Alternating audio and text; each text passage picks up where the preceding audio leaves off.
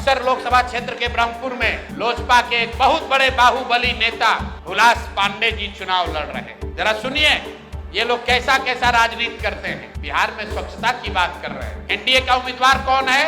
लोजपा के हुलास पांडे।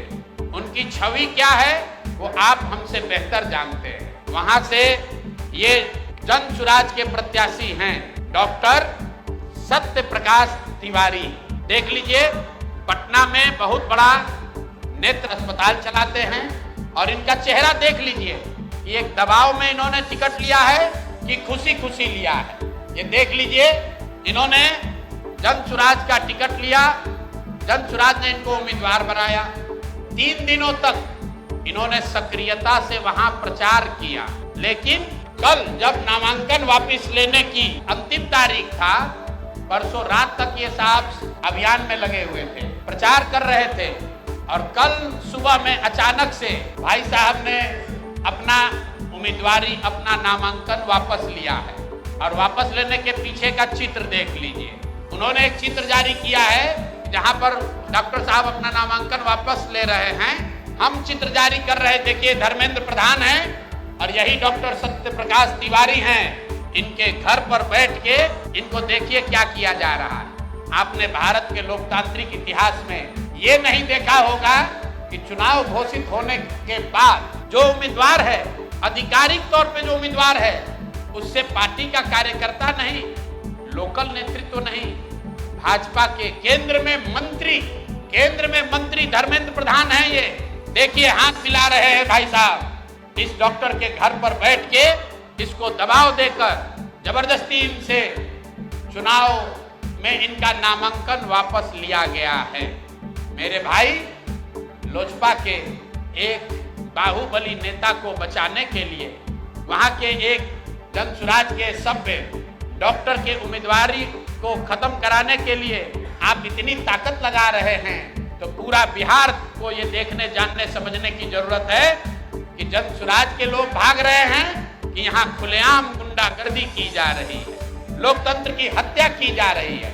आप बताइए, आप में से कोई भी आदमी, आप सारे पत्रकार, यहाँ देश के भी पत्रकार हैं, पूरे देश के इतिहास में, लोकतांत्रिक इतिहास में आप दिखा दीजिए कि जहां किसी दूसरे पार्टी का घोषित उम्मीदवार, उसके साथ भारत के केंद्रीय मंत्री बैठकर उसको डराकर, समझाकर, कोर्स करके उससे उम्मीदवारी वापस लेने के लिए मजबूर कर रहे हैं। ये चित्र आपके सामने जारी कर रहे हैं। ऐसी गलती इन्होंने सूरत में की थी लोकसभा चुनाव में। आपको याद होगा जब ये लोग 400 पार का नारा दिए थे तो सूरत में सारे दलों के प्रत्याशियों का नामांकन वापस ले लिया गया था।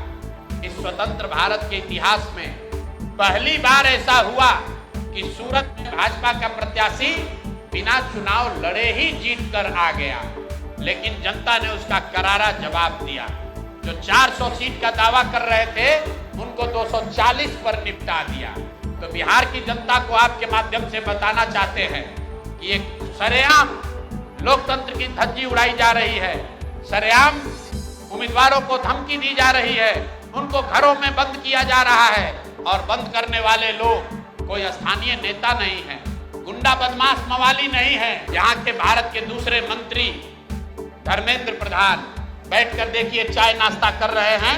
और डॉक्टर साहब बताइए, कोई एक डॉक्टर हिम्मत करके बिहार की व्यवस्था को सुधारने के लिए खड़ा हुआ है, आप उसका हौसला अफजाई नहीं कर रहे हैं, आप उसका विरोध कर रहे हैं। यहाँ तक तो ठीक है, लेकिन आप उसके घर पर बैठ के उस पर राजनीतिक, आर्थिक, सामाजिक दबाव बना रहे हैं, उसको धमका रहे हैं। ये कहां तक ठीक है, ये बिहार की जनता को देखने और समझने की जरूरत है। स्कूल का बस्ता छाप पर बटन दबाएं, जन सुराज को विजयी बनाएं। Thank you so much for watching this video. Don't forget to like, comment, share, and subscribe.